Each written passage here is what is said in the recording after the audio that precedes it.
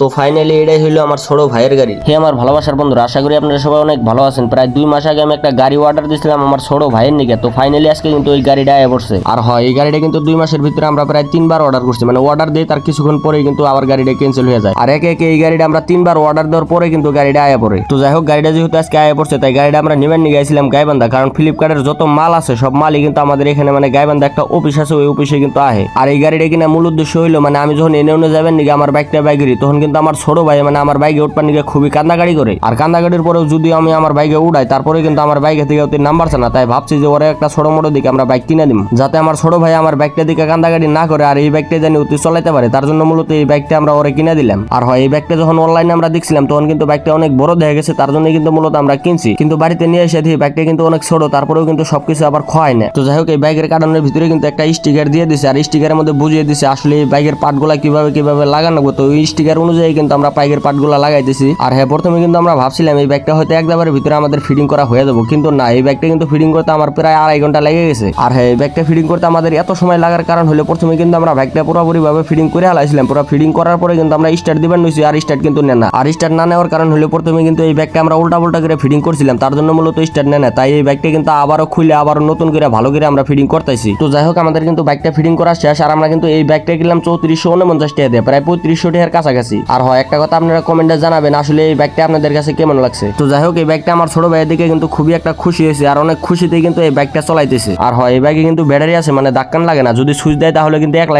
এই ব্যাগটা চলে। আর এই গাড়িটা কিন্তু সামনের বিলেও যায় এবং কি পাশের বিলেও যায়। যদি সামনের বিলে সুইচ দেন তাহলে কিন্তু গাড়িটা আপনি সামনের বিলে যাবো, এবং কি পাশের বিলে সুইচ দিলে কিন্তু গাড়িটা আপনি পাশের বিলে যাবো। আর এই গাড়িটা ছোট হিসাবে কিন্তু মোটামুটি ভালো একটা সুবিধা দিয়ে দিছে, মানে গাড়িতে কিন্তু গান বাজানোর সুবিধা আছে, তার পাশাপাশি হরেনও আছে। তো যাই হোক, এই গাড়িতে কিন্তু চার্জ করাইলে চার্জারও দিয়ে দিছে, ওই চার্জারের মাধ্যমে কিন্তু এই গাড়িটা চার্জ দেওয়া যাবো। তো যাই হোক, আজকের মতো ভিডিও এই পর্যন্ত। সুস্থ থাকবেন, ভালো থাকবেন, আল্লাহ হাফেজ। আর একটা কথা আপনারা কমেন্টে জানাবেন আপনাদের কাছে আসলে এই গাড়িটা কেমন লাগছে।